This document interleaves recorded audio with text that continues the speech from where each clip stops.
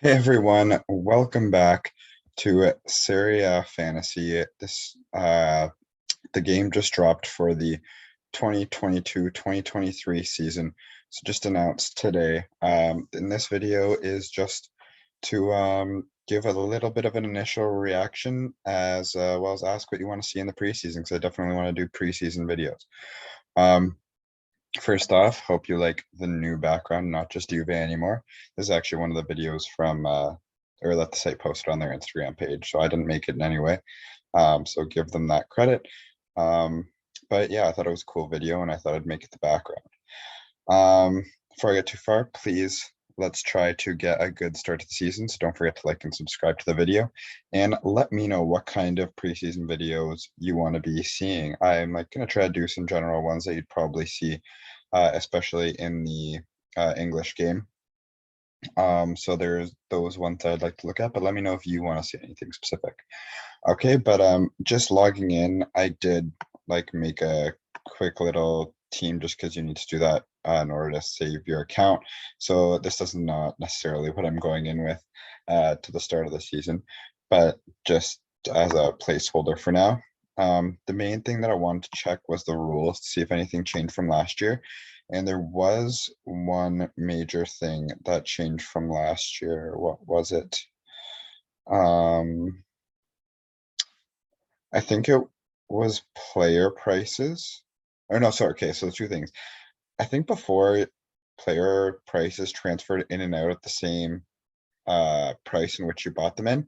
Now it is following the English Premier League price of it cuts the increase that you've got in half. So if you have a player that you bought at 6 million and by the time you sell them they have gone up to 7 million, you only actually can sell them for half of that, so it'd be 6.5 million, which they have the exact same kind of example here, just with 8 and 9.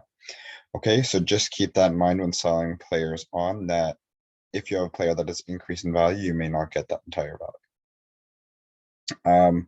The big one that they did change in the rules is when it comes to transfers. Yes, and now you can bank a transfer, which is huge. And that I wish there were opportunities last year that I was able to do that. But what that means is you still only have one free transfer per week, and then you have to pay 4 points. But if you don't make a transfer in a week, you can choose not to, and then you'll have two free transfers the next week. However, you can never have more than two. So if you have two free transfers, and then you don't use one, you lose that one, you still have two free transfers. So something just to keep in mind there. It looks like they have all the chips the same. The shuffles, which can be used twice per season. So once in the, or actually, no, I don't think you're bound to first half and second half. So I think any 2 times in the season.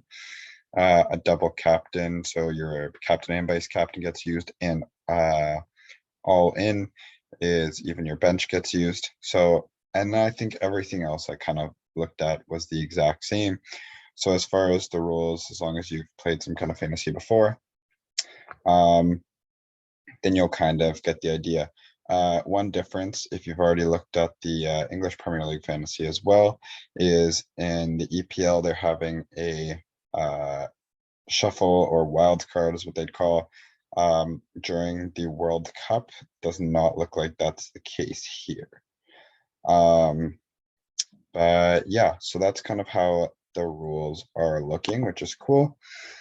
We can kind of just look through some of the prices quickly to see if there's anything that stands out. Go to the transfers. We got Lukaku is the most expensive player. That does kind of make sense. Big team, big player.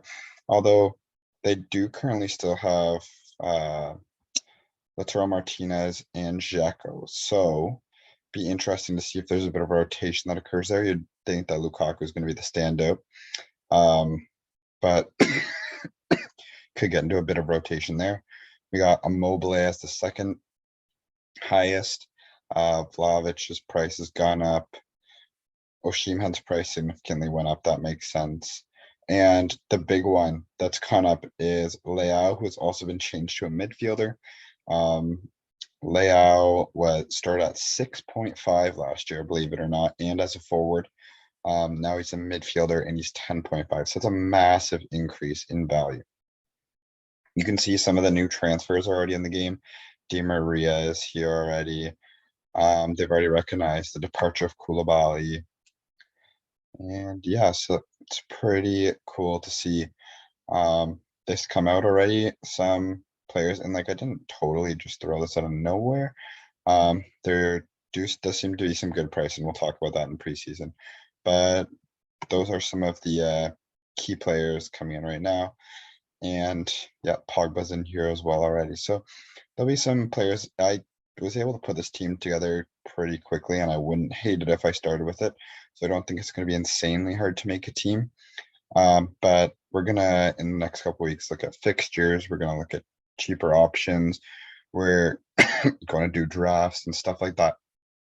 Please, if you have specific video ideas that you would like to see, let me know in the comments and I will try to put them into effect for you guys. Okay, so let me please don't forget to like and subscribe to the channel, and I will see you all soon. Take care.